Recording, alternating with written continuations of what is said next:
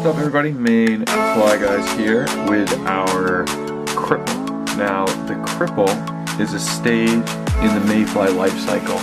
When they are emerging, they get either stuck or they die in the emerging process. So essentially it's, you know, a lame duck, if you will. And fish can really key in on this because they know that they cannot fly away. So during Mayfly hatches, if you're having trouble using, you see mayflies but fish aren't hitting those dries that you're tossing, you may want to try this pattern, and this is a Cripple. So here, this is size 14. I'm just going to lay a tail down about the length of the body, just about the length of the shank of the hook. This is going to be imitating a yellow dun. But again, with the mayflies, it doesn't really matter. The patterns are all the same. It's just the color. It's just the colors that are different, So if I was going to do, maybe a Hendrickson or something, then I might do this one in a little bit more red instead of yellow. And so the mayflies are super easy to imitate, and that's why I don't do a whole bunch of different ones, but I just do the same patterns just with different colors. So I'm making my body. You want to leave about maybe 2-3 eye lengths. You definitely do not want to crowd the eye, because this pattern, it's very, very easy to crowd the eye, and you definitely do not want to do that. So before I wrap, so this is right here, this is just some turkey biot or goose biot that's in yellow. But before I wrap it, what I do is I just lay a little bit of super glue down. This adds an incredible amount of integrity to the body, because when you get these turkey quills or goose biots, they can be very easy to break. Very, very easy to break. So adding that super glue gives a great deal of integrity to this fly. And this fly can really catch a lot of fish and, really withstand a lot of pressure, rigor, getting beat up. Okay, so I'll catch it. So there we are. We have our nice little yellow body there. And now I'm going to take some yellow dubbing, and I am going to tie in a little thorax ball there. Just a little thorax ball. This basically is just being used to hold, actually I'm going to go a little bit, to hold the deer hair that we're about to tie in down. And I'm going to go a little bit forward. Again, be careful not to crowd the eye. So since this is a yellow Cahill, I'm kind of sticking with this lighter yellow color. And the wing that I'm about to make will also be a lighter color. So you're going to take some deer hair, and I got a few fibers in there.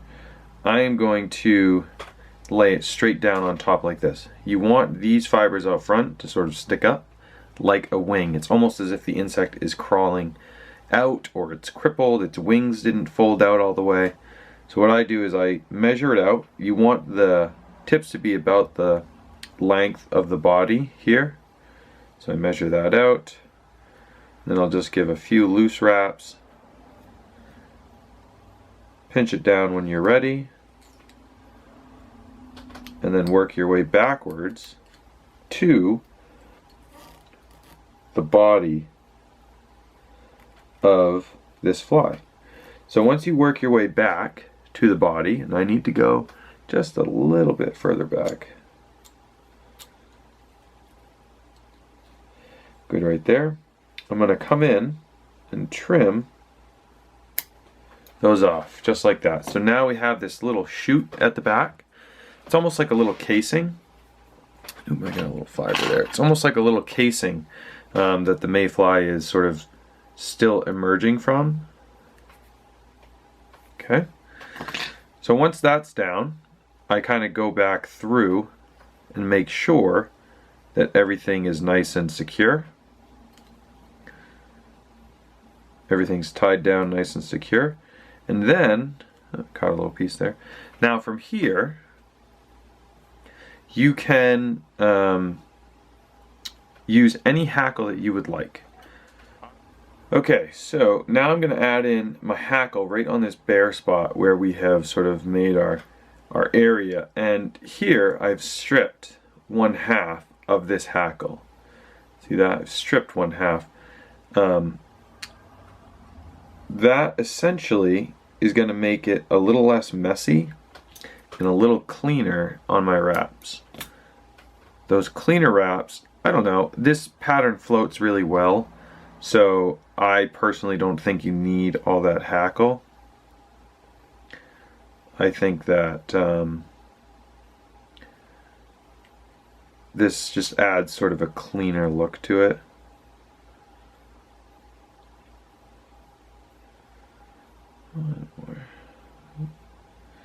Careful not to catch any of those deer fibers. Whatever. We can pull them out later. Okay. I've caught it a few times there. If you want to add extra durability, you can toss a little super glue in there if you'd like. Then I'll come out front, sort of make a little head here, and then whip finish that off. As you tie underneath, you'll see that this front piece will tend to push up, and that's just fine. We're not too worried about that. In fact,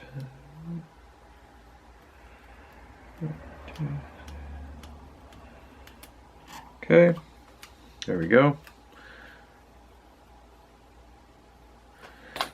And there, let me move this down a little bit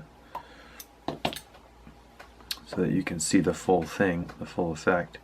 There is a perfect little cripple. And so, as I was saying, fish will think that this pattern is essentially dead, that this Mayfly died in the process of emerging, and they will come up very, very slowly at it, like extremely slowly. So you need to be patient when you're fishing this pattern, because fish will really, really take their time to come up and grab it. And so you don't want to rush any hook set, because you'll often see the fish maybe get excited and maybe set the hook, you know, a second too soon. So, so there is our little crippled Mayfly, and that's really it for the Mayflies. There's one other stage that's so rare.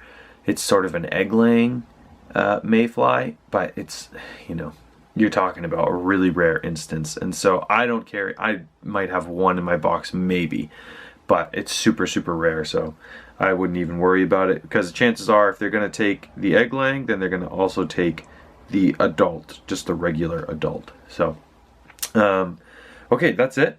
The next bug, I haven't decided what I'm going to do. Probably the black fly, I would think. We'll see though. Anyways, thanks for tuning in.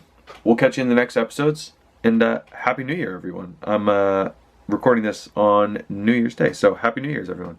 Thanks.